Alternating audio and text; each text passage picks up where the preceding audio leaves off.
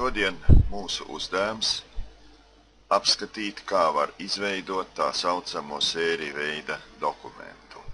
Sēriju veida dokuments, tad tas ir dokuments, kurš tiek gatavots uz šablona pamatiem, un kā piemēra apskatīsim situāciju, kad saviem klientiem mājas pārvaldnieks vēlās atgādināt par tiem parādiem, kurus tiem jāsamaksā līdz kaut kādam noteiktam datumam.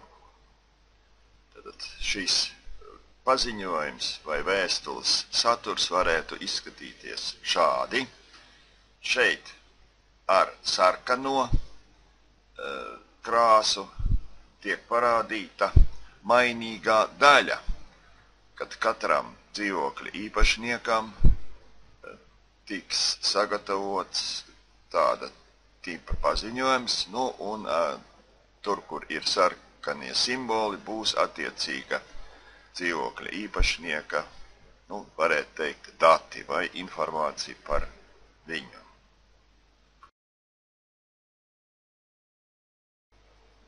Uzdevumu sāksim ar to, kā sagatavosim vēstules šablonu, atstājot tukšas vietas tur, kur ir jāieliek mainīgo saturu.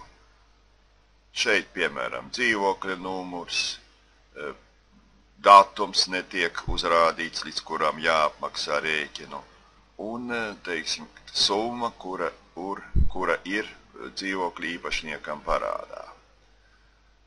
Tālāk šeit ir arī dažiem vārdiem nepabeigtas galotnes, piemēram, cienījam, un tālāk ir dzīvokļa īpašnieks, varētu būt vīrietis vai sieviete, tad mēs mainīsim galotnes, cienījamais vai cienījamā dzīvokļa īpašniece. Lūk, šāds šablons ir sagatavots. Dati, kurus mēs izmantosim šeit tukšo vietu aizpildīšanai, atrodas kādā citā failā. Parasti tas ir Excel fails. Piemēram, šeit man ir sagatavots tāds fails Excelī, lapā parādnieki. Tad, var redzēt, ka šeit ir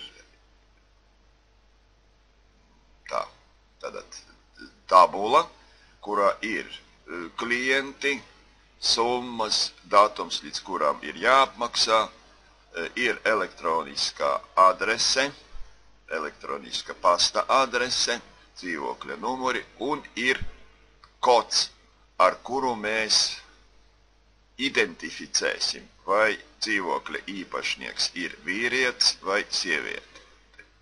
Vīriešiem mēs liekam kodā vieninieku, sievietēm liekam divniekus. Šo failu, ja viņš ir sagatavots, te ir tāda prasība, lai tabulas virsraksti atrastos tieši pirmajā rindā. Vairāk tas fails, kad viņš ir sagatavots, mums nav vajadzīgs, mēs viņu varam aizvērt. Sākam darbu.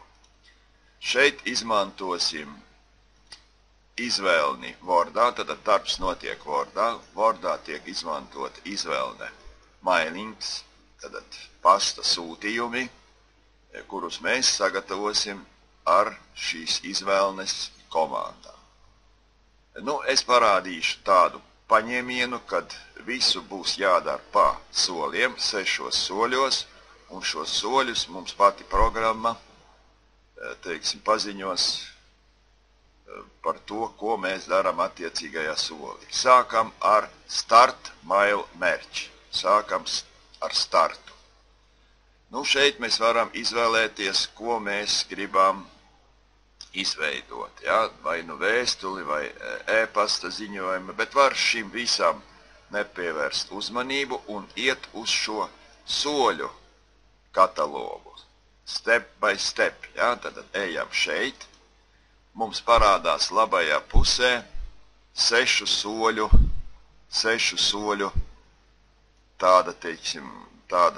tāds katalogs. Ja? Izveidosim sākumā vienkāršo vēstules paraugu letters, tad šeit viņš ir. Nu, ejam uz nākamo soli. Uz nākamo soli šeit apakšā spiežam next. Ja, tad next. Tā, šeit otrajā soli ir jāizvēlās datu avotu. Vai no tekošā, vai no kaut kādiem paraugiem. Mēs ņemsim jau esošo dokumentu. Ja? Tad mēs šeit atversim. Nu, tad man viņš tas datu fails atrodas desktopā. Es viņu tūlīt arī sameklēšu. Ja? Tad nosaukums ir dati paziņojums. Ja? Tad es viņu izvēlos un skatos, kas te notiek. Ir izvēlēts, ejam uz nākamo.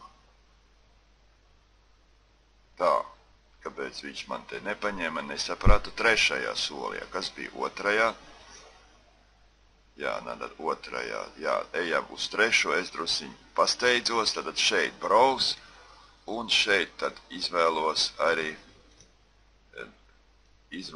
tad savu failu, dati paziņojums, jā.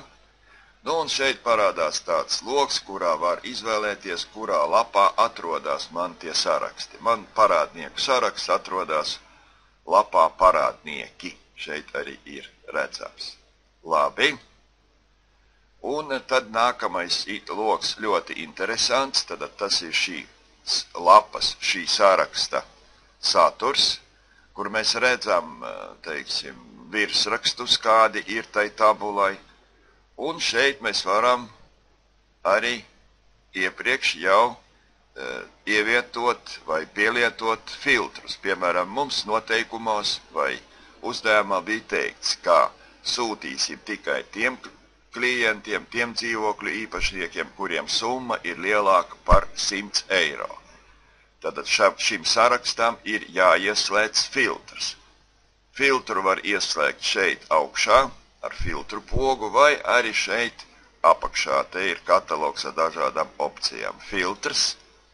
Mēs izvēlāmies to kolonu, to lauku, kurām filtrs tiek pielietot summa. Summa vienāda vai, nu, mēs paņemsim lielāks par 100. 100. Lielāks par 100. Nu, varbūt lielāks vai vienāds ar 100, ja? Labi. Ko mēs šeit vēl varam? Jā, labi, sakam, labi.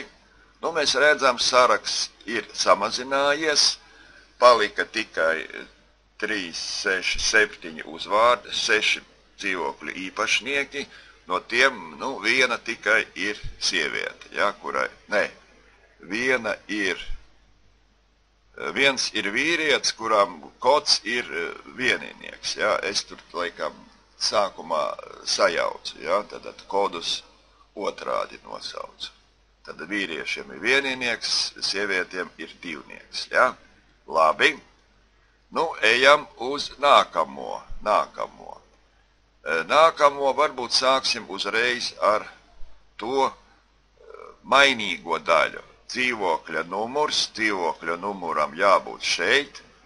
Tad, jā, un šeit mēs izvēlāmies, ko likt tajā vietā.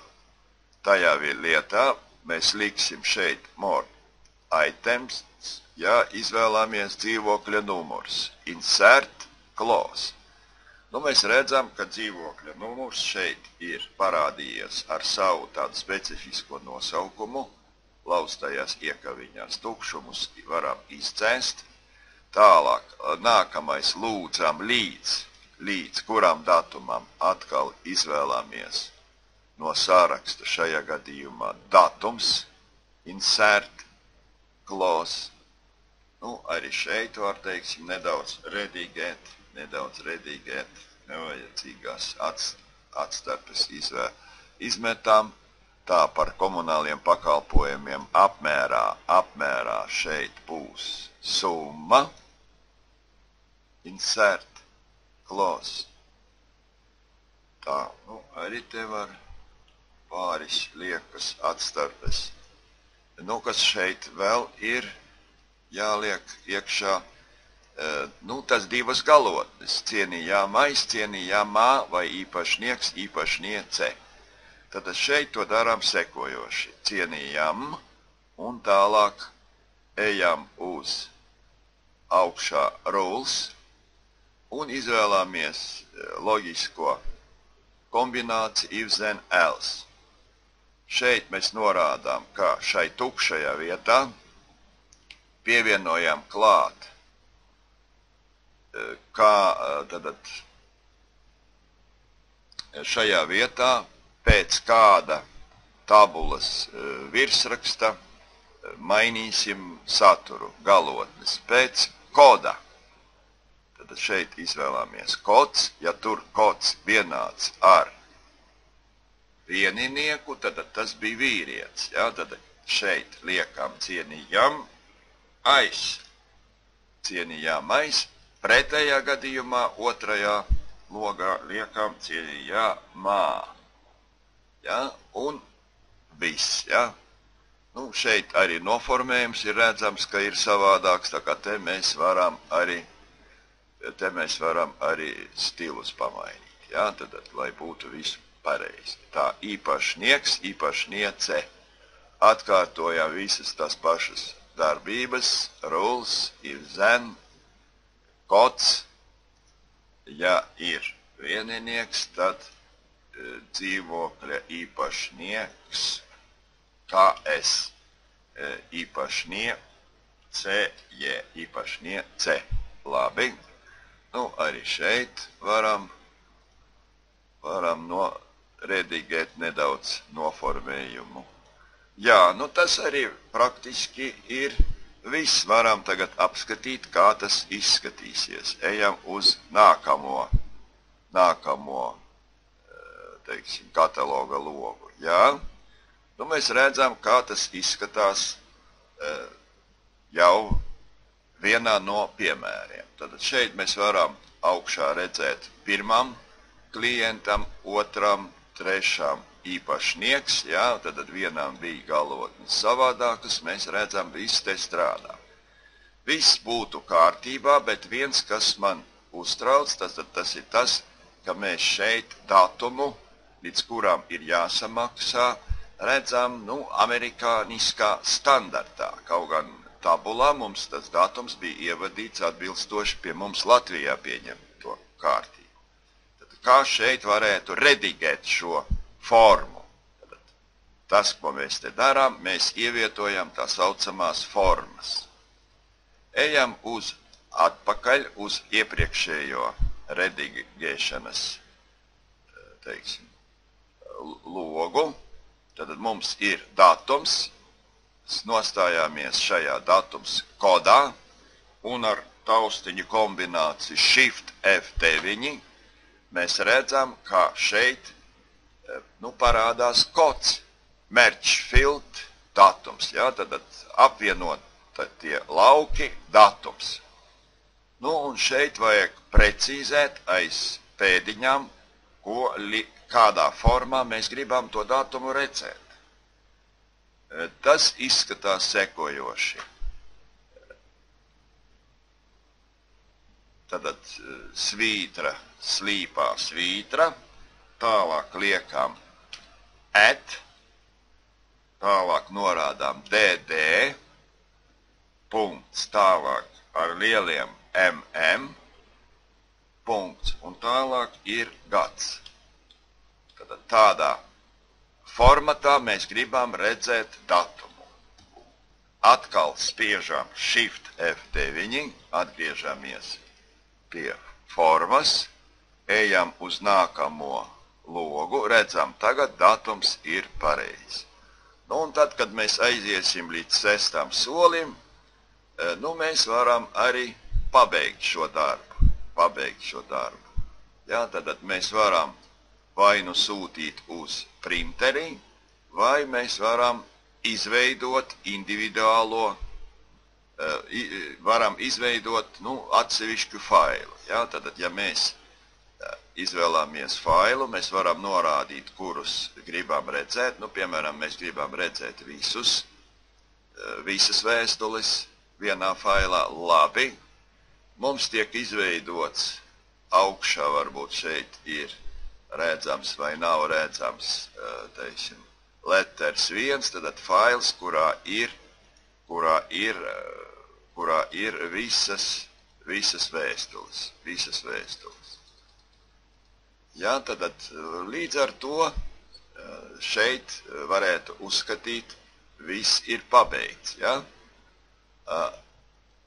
Aizvērsim ciet šo failu, atgriežamies atpakaļ. Un ko darīt, ja, piemēram, mums šos paziņojums ir jāsūta uz elektronisko pastu, ja? Jo tagad ir modē pāriet uz elektroniskiem saziņas līdzekļiem. Šeit mēs varētu atgriezties atpakaļ. Šeit mēs varētu atgriezties ar to pašu soļu paņēmieniem, atgriezties uz atpakaļ, uz to